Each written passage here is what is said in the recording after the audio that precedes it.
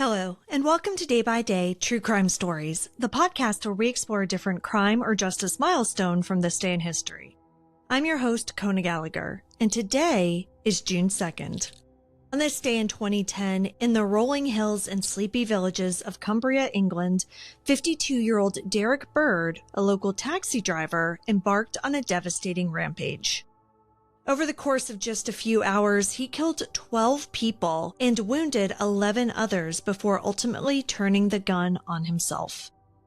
Today, we're going to talk about one of the deadliest mass shootings in British history, one that still echoes through the communities that it touched. Let's get started.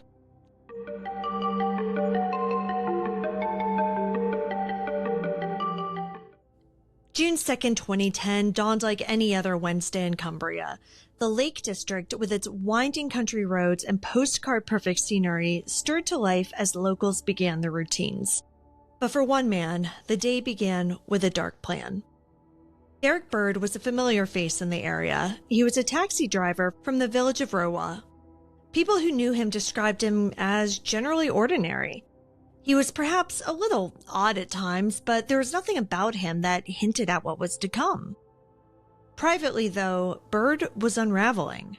He had become consumed by fears that he was being investigated for tax fraud. He believed that he was being betrayed by those closest to him, his twin brother David and the family solicitor Kevin Commons.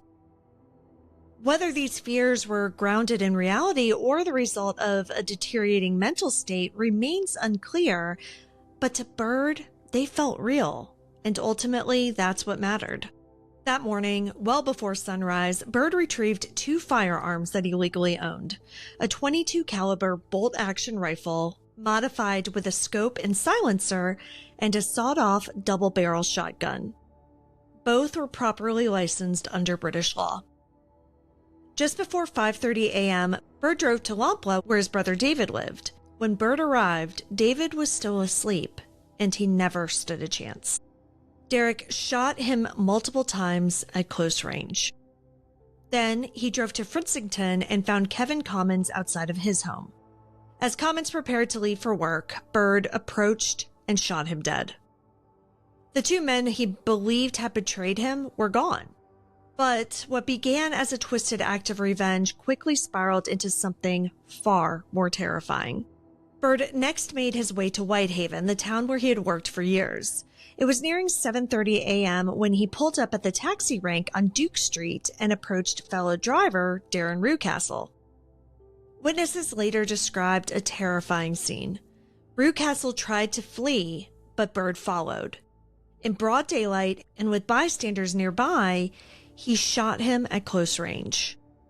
It's believed that Bird had a tense relationship with some of his colleagues. There were rumors of arguments, rivalries, and even bullying. One driver later recalled Bird saying ominously, quote, "You won't see me again. This is the end," end quote. What followed was 3.5 hours of fear and chaos unlike anything Cumbria had ever seen. After leaving Whitehaven, Bird drove through West Cumbria, shooting people from his car. Some were people he knew, while others were strangers who were simply in the wrong place at the wrong time. He shot 35-year-old Terry Kennedy and his friend Emma Percival. They survived, but nearby, 57-year-old Susan Hughes, who was just walking home with her shopping, was killed on the spot. Then came Gosforth, where Bird pulled into a lay-by and killed 31-year-old Gary Purdom, a beloved former rugby league player and father. Witnesses were helpless as it happened. In Seascale, the violence grew even more arbitrary. He shot and killed 64-year-old Michael Pike, who was out riding his bike. He then turned his rifle on 66-year-old Jane Robinson, who was out delivering charity leaflets. She never saw him coming. Other victims survived, but were left with permanent scars. Christine Hunter, Jackie Lewis, and Paul Wilson were all shot while driving. 23-year-old James Clark took a bullet to the face and lived to tell the tale. As Bird drove, emergency calls flooded in. Cumbria police, who were under-resourced and unprepared for something of this scale, raced to respond. Helicopters took to the skies and roads were shut down. Schools were locked and communities were frozen in fear. But Bird kept moving, traveling over 45 miles in total and leaving a trail of devastation in his wake.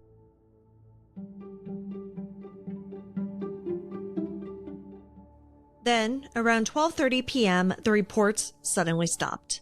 Bird had reached the remote hamlet of Butte in the Lake District, where he abandoned his car near a forest trail and disappeared into the woods. For more than an hour, armed police searched the thick woodland, fearing an ambush or hostage situation. But at 1:40 p.m., they found him. Derrick Bird was dead from a self-inflicted gunshot wound. His weapons were beside him. The damage was over, but the trauma had only just begun. Inside his car, police found a map with markings showing locations of victims. Some names were underlined and others were circled. While Bird clearly had a plan for the first few killings, investigators believe that much of what followed was impulsive. It was driven by mounting paranoia and emotional collapse. A handwritten note found at his home offered few answers. It was disjointed and filled with fears of prison and a sense of betrayal. Toxicology tests later showed no alcohol or drugs in his system. There was no manifesto or real explanation, just a spiral of confusion and grief left behind. In all, 12 lives were lost: parents, siblings, friends, and neighbors. Vigils were held across Cumbria. Churches opened their doors to grieving residents. Memorials sprang up, filled with flowers, notes, and candles. A community that once felt immune to violence was now united by this unimaginable loss. Investigations began immediately, but it was found that there had really been nothing to look out for. Bird didn't have a criminal history, all of his firearms were legal, and he hadn't sought mental health treatment. So nothing in the system was there to flag him as a threat. While friends had noticed Bird becoming more withdrawn and paranoid, he hadn't shared his fears openly. He believed that he was being hunted by tax authorities, though in reality there were no charges pending. After an inquest, coroner David Roberts ruled all 12 deaths as unlawful killings and Derrick Bird's as suicide. He described the spree as, quote, a tragedy on a massive scale, end quote.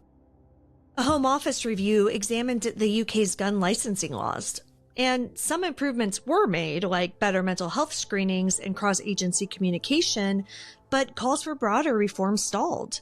Many argue that the laws were already among the strictest in the world. The issue here wasn't legal loopholes. It was identifying someone who was quietly falling apart. The Cumbria shootings remain one of the darkest days in recent British history. In a few short hours, a single man changed dozens of lives forever. Not just those of his victims, but the families, communities, and the first responders who still carry the weight of that day. And as we reflect on this tragedy, we're reminded of how important it is to check in on those around us, to take mental health seriously, and to build communities that watch out for each other. Thank you for joining me on today's episode of Day by Day True Crime Stories. If you found today's story compelling, please subscribe, rate, and review the podcast. It'll help us grow. And be sure to join me again tomorrow as we explore another significant event in true crime history. Until then, stay safe and remember that behind every headline is a life worth remembering. Day by Day True Crime Stories is a Little Monster production. Hey, you can do it!